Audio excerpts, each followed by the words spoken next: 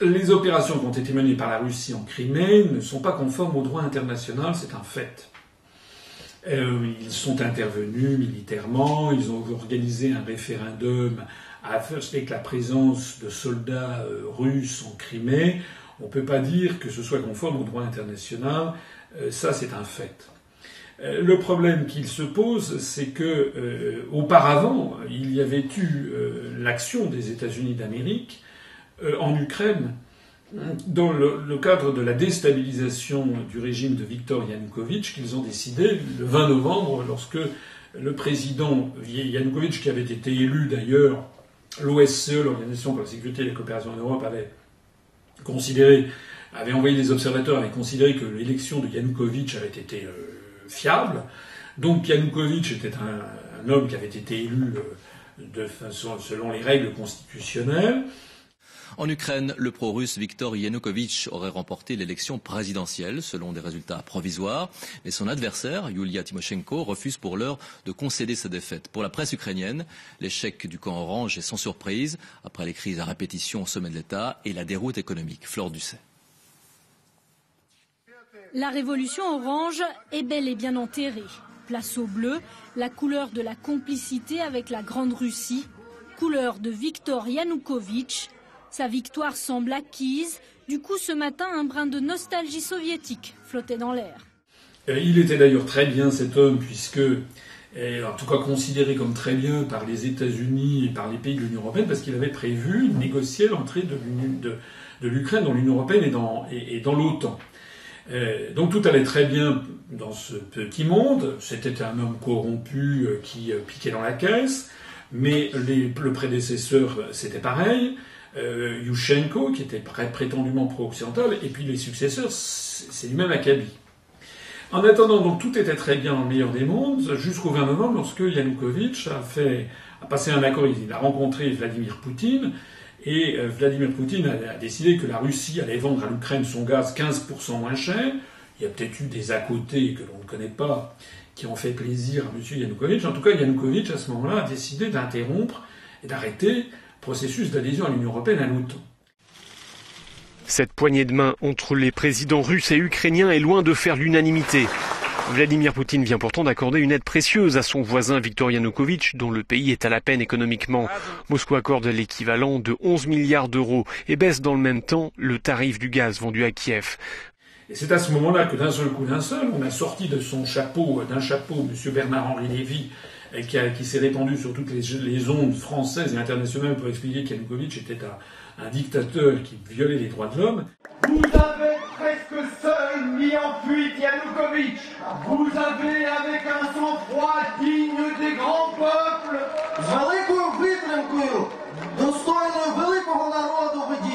remporté une victoire historique sur la tyrannie. Résultat, vous n'êtes pas seulement des Européens, vous êtes les meilleurs des Européens. Parce que pour la première fois dans l'histoire, des jeunes sont morts en serrant dans leurs bras le drapeau étoilé de l'Europe. Et c'est à ce moment-là que les pays occidentaux, les États-Unis en tête, ont décidé la déstabilisation du régime. C'est pas moi qui l'invente. On a tous entendu cette captation de téléphone, de conversation téléphonique entre Victoria Nuland, qui est la sous-secrétaire d'État aux affaires étrangères du gouvernement américain, et puis l'ambassadeur des États-Unis à Kiev, où elle expliquait qui est-ce que le gouvernement américain souhaitait mettre au pouvoir.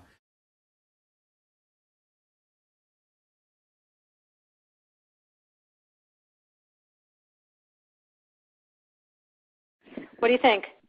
I think we're in play.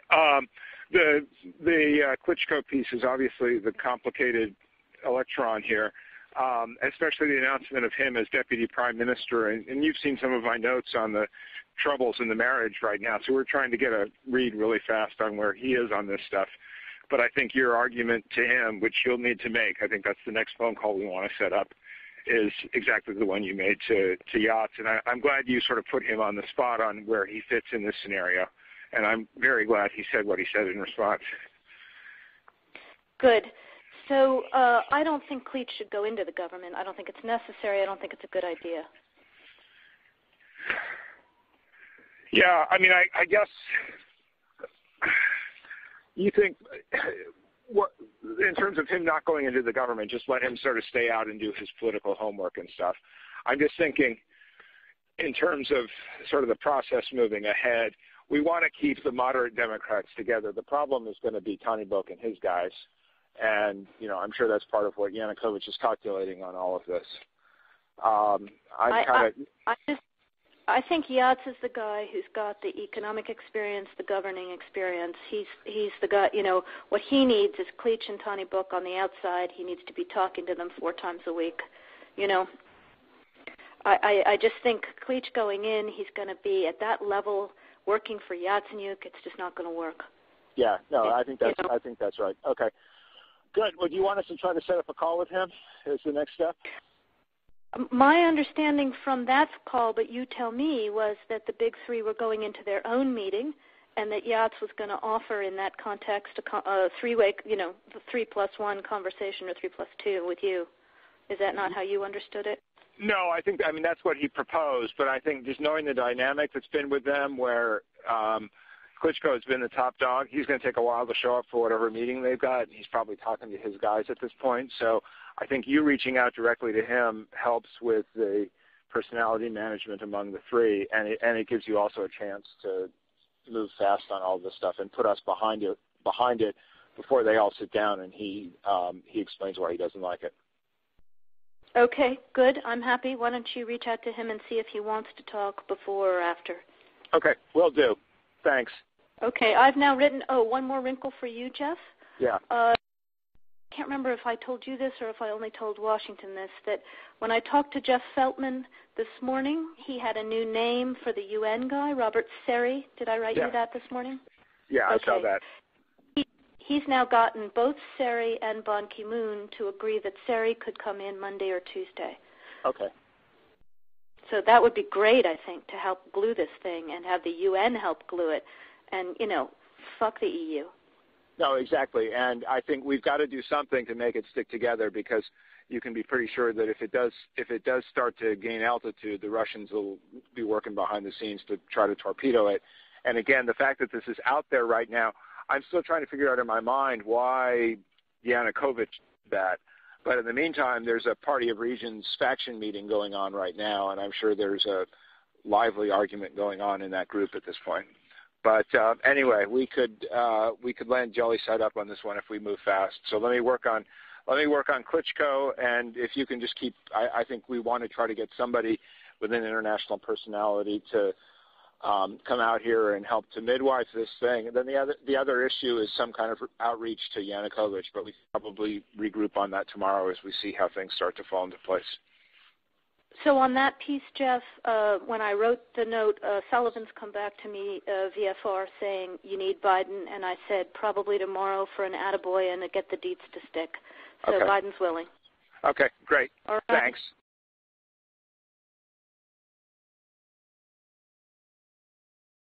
Donc ça, qui a commencé? C'est quand même les États-Unis d'Amérique avec leur supplétif et qui ont violé l'article 2 de la Charte des Nations Unies. Voilà.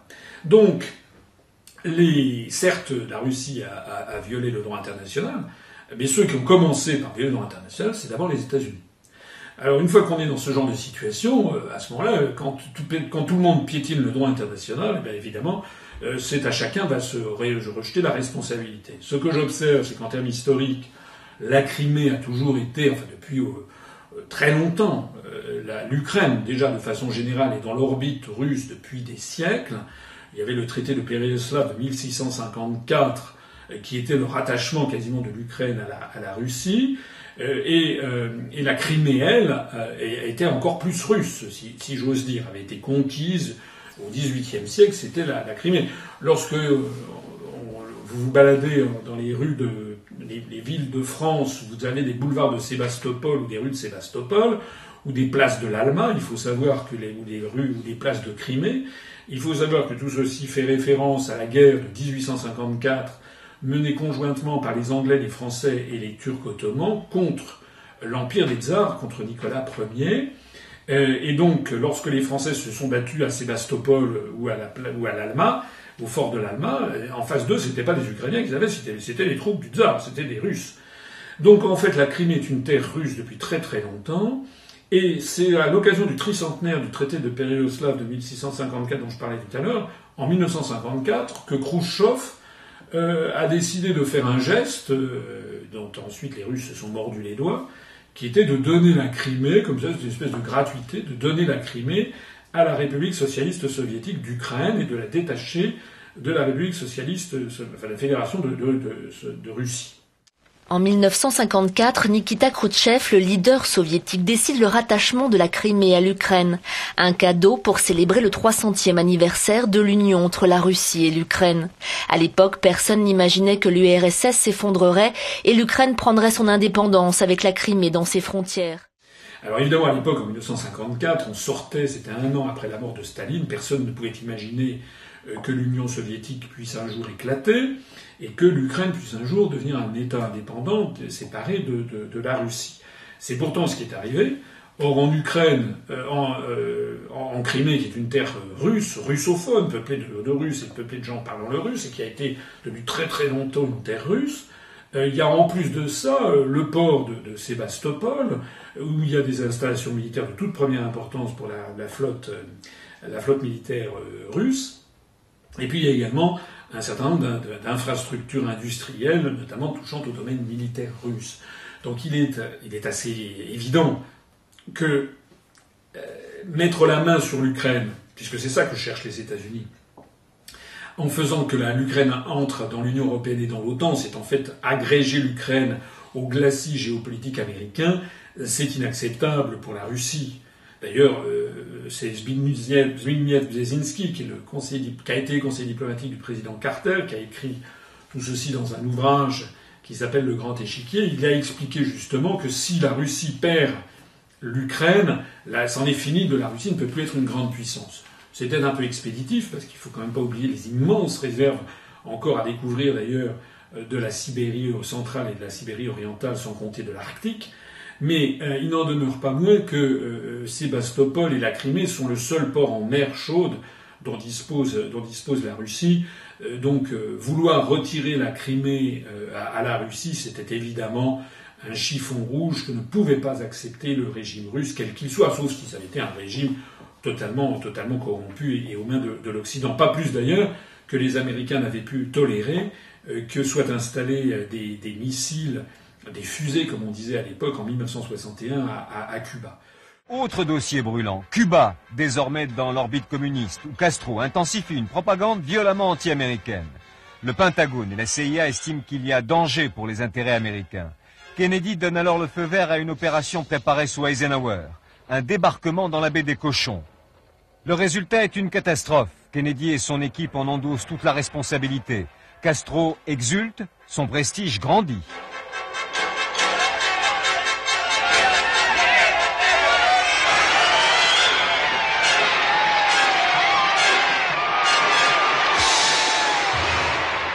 Il s'affiche avec Khrouchtchev, c'est l'euphorie, jusqu'à ce que surgisse la crise des fusées. En octobre 1962, le Pentagone révèle avec photo à l'appui que des missiles soviétiques ont été installés à Cuba avec leur base de lancement. Kennedy dénonce à la télévision une très grave menace pour le continent américain. Il prend 2 mesures. Tous les navires se rendant à Cuba seront contrôlés par la marine américaine et mis en quarantaine de Cuba. Mais des navires soviétiques approchent des côtes cubaines. L'URSS et Cuba réagissent immédiatement en saisissant l'ONU et en annonçant la mise en état d'alerte de leurs forces. À Cuba, les missiles seront opérationnels dans quelques jours. La tension est à son comble. Kennedy est inébranlable. Il exige le démontage des fusées. Le risque d'un affrontement nucléaire est majeur.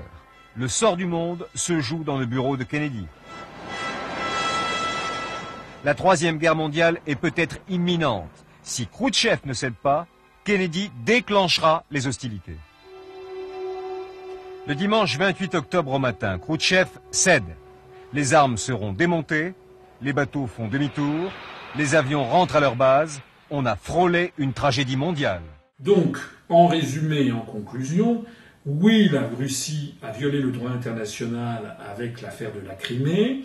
Elle est intervenue dans des affaires intérieures d'un autre État. Mais 2, ce n'est pas elle qui a commencé, ce sont les États-Unis. 3, les États-Unis ont voulu déstabiliser le régime russe pour justement, c'est une attaque, c'est une guerre en fait, qui ne dit pas son nom, contre la Russie. Il est donc tout à fait normal que la Russie ait réagi.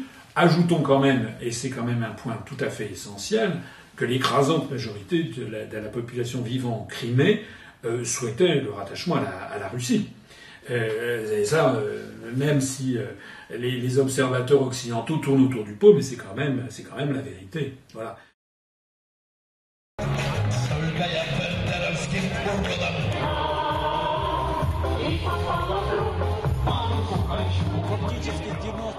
De fait, depuis 1991, il y a une sorte d'ukrainisation. Petit à petit, on nous force à apprendre l'ukrainien. Mais moi, je ne veux pas de la langue ukrainienne.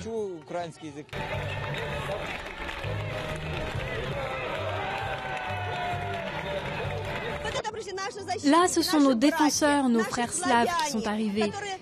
Ils sont venus défendre leurs frères slaves, pas pour de l'argent, mais juste pour leur âme, leur sang, leur conscience.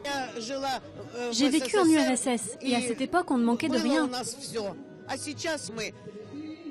Maintenant, il n'y a plus de travail, on n'a plus de salaire, on n'a plus rien.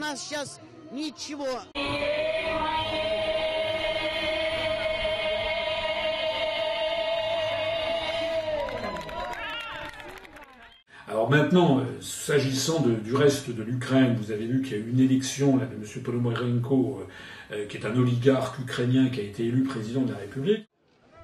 Quelques 36 millions d'Ukrainiens étaient appelés aux urnes dimanche pour désigner leur nouveau président, parmi 19 prétendants.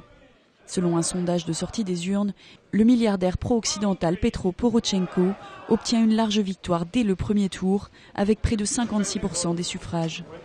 Âgé de 48 ans, l'homme d'affaires a participé au gouvernement issu de la Révolution orange, puis à celui de Viktor Yanukovych, le président destitué fin février. Petro Porochenko s'est exprimé dimanche soir. Priorité pour le futur chef de l'État, rétablir le dialogue avec Moscou et mettre fin à l'insurrection des séparatistes pro-russes dans l'est du pays. For those who take in the weapons, but not using that, we are ready to introduce the amnesty law. The only condition for using the amnesty law, 2 conditions. It's just no blood and disarmament. Selon le dernier sondage, Petro Porochenko est en tête devant l'égérie de la Révolution orange, Yulia Tymoshenko, qui n'obtient que 13% des voix. Le scrutin a été marqué par une forte participation, sauf dans l'Est, contrôlée par les séparatistes pro-russes. Près de 5 millions d'électeurs ont eu des difficultés pour voter. Je trouve quelque chose d'assez cocasse dans les événements. Il y a presque une espèce de pied de nez que nous donnent les événements. C'est que, à quelques milliers de kilomètres, il vient de se passer à peu près 2 événements, pas exactement identiques, mais qui présentent pas mal de points de comparaison. Et c'est l'élection présidentielle en Ukraine et l'élection présidentielle en Syrie. Et puisque, dans un cas comme dans l'autre, il y a eu une élection dans un pays qui est un pays à feu et à sang, la Syrie d'un côté, l'Ukraine de l'autre. Dans un cas comme dans l'autre, il y a une partie de la population qui est en rupture ouverte avec le pouvoir central. Et il y a une opposition en Syrie qui a été d'ailleurs très largement financée, subventionnée, armée par les États-Unis et par l'OTAN, notamment par l'intermédiaire de l'Arabie Saoudite et du Qatar. Il y a d'ailleurs toute une série de mercenaires, de takfiristes, c'est-à-dire des musulmans fanatiques venus de tout le monde musulman, qui sont en fait des mercenaires payés par le Qatar pour essayer de déstabiliser la Syrie. Lever l'embargo sur les armes en Syrie pour pouvoir armer les rebelles, c'est la demande faite par le Royaume-Uni et la France à leurs partenaires européens. Profitant du sommet, ils ont imposé le sujet. Il sera discuté en fin de semaine prochaine par les ministres des Affaires étrangères. Cela fait 2 ans que le drame se produit. S'ajoutent les armes qui sont livrées. Et j'estime que l'Europe doit prendre cette décision dans les prochaines semaines.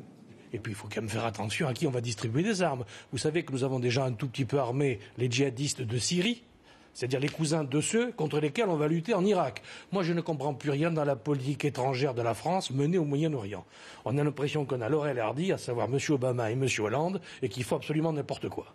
Et puis alors en Ukraine, eh bien vous savez que alors la Crimée, j'en ai parlé, mais la partie orientale de l'Ukraine est très très majoritairement peuplée de russophones ou de gens de nationalité russe et qui n'acceptent pas le régime actuel, qui est un régime issu d'un coup d'État et inconstitutionnel, qui est à Kiev. Ça n'est pas parce qu'il est soutenu par Washington et par l'Union européenne que ça fait du régime actuel de Kiev un régime constitutionnel. Je rappelle aussi qu'il y a d'ailleurs dans le gouvernement actuel de Kiev des membres du parti Svoboda, qui est le parti national-socialiste, les néo-nazis ukrainiens. C'est compliqué. Ce monsieur est le président du parti Svoboda Liberté, qui a donc le tiers des sièges du gouvernement ukrainien. On le voit faire un très joli salut nazi. Le même monsieur a été mis en 2012 dans le top 10 des antisémites du centre Simon Wiesenthal. Il était avec les Iraniens. Pourquoi ? Parce qu'il a gentiment déclaré, ce monsieur, qu'il fallait purger 400 000 juifs en Ukraine. Il fallait s'attaquer à la mafia juive moscovite. En 2005, il fait une lettre ouverte où il dit qu'il faut stopper les activités criminelles de la juiverie organisée. En 2012, le quart des députés israéliens, 25% de la Knesset, écrit à Martin Schulz au niveau du Parlement européen en disant il ne faut pas s'associer avec ce parti-là qui est un parti néo-nazi. Qu'est-ce qu'on a vu il y a 3 semaines ? On voit Laurent Fabius qui le rencontre et qui négocie avec... Mais c'est quoi ce délire ? C'est ça nos valeurs au niveau de l'Union européenne ? Vous n'excusez pas les propos du leader de Svoboda qui tient des propos extrêmement antisémites. Oui, et alors. Donc quand on accuse ce gouvernement d'être d'extrême droite, c'est faux. C'est faux quand même. Et le national-socialisme, le fascisme, l'antisémitisme, était du côté des Berkouts et de Yanukovych. Donc, on a intérêt à stabiliser le pourtour de l'Union européenne, c'est très important. On a intérêt à ne pas se laisser reproduire un drame de type Yougoslavie. Mais ça a un coût, et le coût, on a décidé de l'assumer après l'avoir évalué. Mais sur les approches. Excusez-moi, le 13 décembre 2012, vous l'avez voté la résolution qui condamnait Svoboda au Parlement européen ? Là, le parti néo-nazi, si, vous l'avez voté. C'est-à-dire, le Parlement européen a dit à ce moment-là qu'on ne... attendez, un gouvernement néo-nazi en Ukraine... Ça m'intéresse pas. C'est une anecdote ? Cet homme en costume foncé est le président de la télévision nationale ukrainienne. Des hommes ont investi son bureau et l'ont forcé à signer sa démission. Et ses assaillants sont des membres du Parlement, des députés du parti d'extrême droite Svoboda. Le patron de la télévision, déjà en fonction sous Yanukovych, était connu pour pratiquer la censure. Il n'empêche que la méthode est plutôt musclée.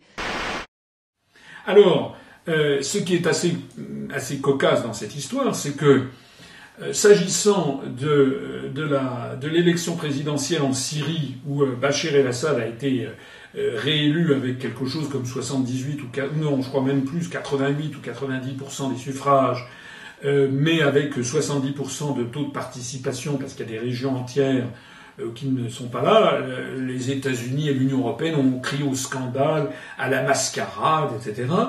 Et puis en revanche, pour l'affaire ukrainienne, l'élection ukrainienne qui s'est déroulée dans des conditions qui ne sont finalement pas si éloignées des conditions dans lesquelles elles se sont tenues en Syrie, alors là, le nouveau président ukrainien a droit aux honneurs du président Obama, qui l'a reçu, félicité, lui a dit qu'il était soutenu par les États-Unis.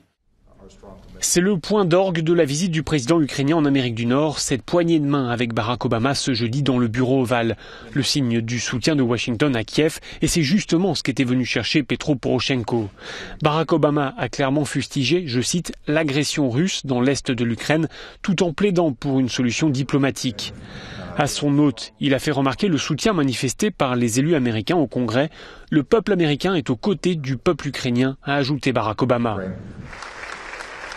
Plus tôt dans la journée, le président ukrainien a été effectivement chaleureusement accueilli au Congrès. Petro Poroshenko a dit attendre des États-Unis une aide militaire pour faire face aux groupes séparatistes pro-russes dans l'est de l'Ukraine. Voilà, donc tout ça pour dire quoi ? Pour dire que cette affaire de référendum en Crimée, l'affaire de l'élection présidentielle en Ukraine, l'affaire de l'élection présidentielle en Syrie ne peuvent pas être analysées si l'on oublie l'arrière-plan géopolitique qu'il y a derrière, c'est-à-dire une lutte vraiment extrêmement dure maintenant qu'il y a entre les États-Unis d'Amérique et puis leur glacis géopolitique qui s'appelle l'Union européenne d'un côté, avec l'OTAN comme force militaire, et puis de l'autre côté, la Russie. La Russie avec la force militaire russe, Russie qui est en plein renouveau, en plein redressement, et Russie qui agglutine d'ailleurs à elle non seulement la Biélorussie et certains pays, certaines anciennes républiques d'Asie centrale, mais aussi, dans le cadre de la coopération de Shanghai, est de plus en plus liée, notamment à la Chine. C'est des questions de haute géopolitique. On ne peut pas se laisser mener par le bout du nez par les médias occidentaux, en particulier français, qui racontent aux Français des salades pour éviter de leur expliquer le dessous des cartes.